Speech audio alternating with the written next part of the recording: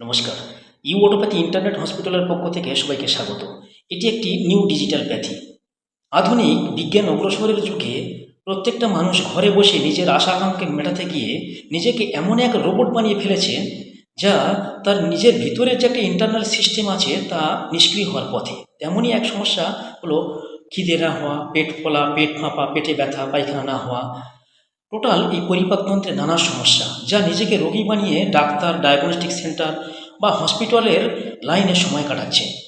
ইউঅটোপ্যাথি এই doctor, diagnostic centre এবং হসপিটালকে challenge জানিয়ে নিজেকে সুস্থ রাখার যে একটা সঠিক ইতিহাস তৈরি করেছে তা আজই।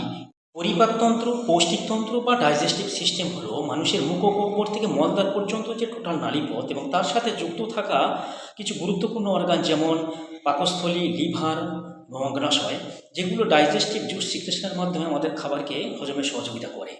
এই টোটাল সিস্টেমকে পরিপাকতন্ত্র বলে।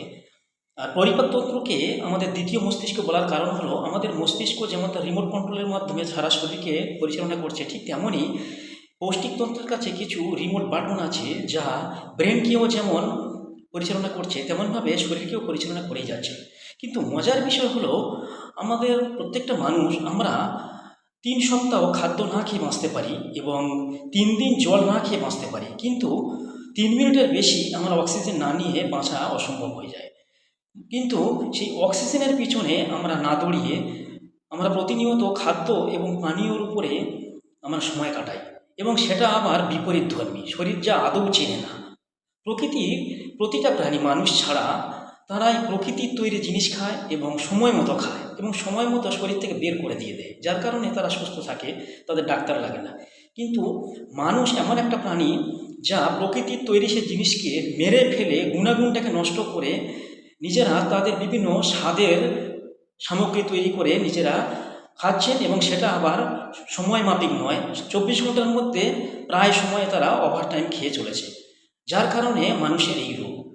ইউঅটোপ্যাথি বিনা মেডিসিনে এই সমস্ত রোগ থেকে সুস্থ থাকার একটা সঠিক রাস্তা দেখিয়েছে। একবার শুনুন। তো মানুষের খাদ্যনালী 30 ফিট, যা তৃণভোজী প্রাণীর সাথে মিল এবং এমনকি দাঁতও পর্যন্ত তৃণভোজী প্রাণীর সাথে মিল। তাই মানুষের খাদ্য হওয়া উচিত 70% উদ্ভিজ্জ এবং 30% প্রাণীজ। দ্বিতীয়ত, মানুষের দিন এবং রাত 24 ঘন্টার মধ্যে দিনের বেলা সঠিক নিয়মে এবং সময়ে খাদ্য নেওয়া, রাত্রে 8টার মধ্যে খাবার কমপ্লিট করে নেওয়া, প্রত্যেক দিন 12 ঘন্টা মিনিমাম ফাস্টিং বা উপবাস মেনটেন করে চলা, যার কারণে আমাদের সমস্ত বর্জ্যগুলো বের হয়ে যাওয়ার একটা সুযোগ পাবে এবং বিভিন্ন জীবাণু ধ্বংস হবে অটোফেজির মাধ্যমে, বিভিন্ন চর্বি গলবে। এটার একটা খুব ভালো কাজ আছে ইন্টারনাল। তৃতীয়ত, আমাদের এক্সটার্নাল এবং ইন্টারনাল সমস্ত কোষ কলাকে রিফ্রেশ করার জন্যে যেমন ব্লাড সার্কুলেশনের দরকার, তার জন্য কায়িক পরিশ্রম বা বিভিন্ন এক্সারসাইজ, মেডিটেশন এগুলো, এবং অক্সিজেনেট করার জন্যে প্রাণায়াম, এটা দৈনন্দিন জীবনে প্রতিদিন করা দরকার। চতুর্থত, আমাদের একটানা অনেকক্ষণ শুয়ে বা বসে না থেকে অন্তত কিছু সময়ের জন্য হাঁটা বা এক্সারসাইজ করা। তারপরে প্রাণীজ প্রোটিন যত কম পরিমাণে নেওয়া এবং তারপরেও যদি আমাদের আরও সমস্যা আমরা থাকে তাহলে প্রকৃতির তৈরি বিভিন্ন আমাদের যে সমস্ত আছে ওষুধ আছে, যেমন আমরা আমলকি, হরিতকি, বহেরা বা ইলাইচ, লবঙ্গ, মরিচ বা আদা, এগুলো পরিপাকতন্ত্রে খুব ভালো কাজ করে। এবং আরও যে সমস্ত ফাইবার জাতীয় ফল আছে সেগুলো যদি প্রতিনিয়ত নিই আমরা, তখন আমাদের শরীর অনেক রিফ্রেশ হয়।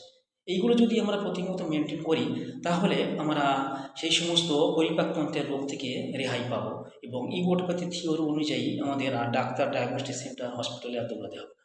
নমস্কার।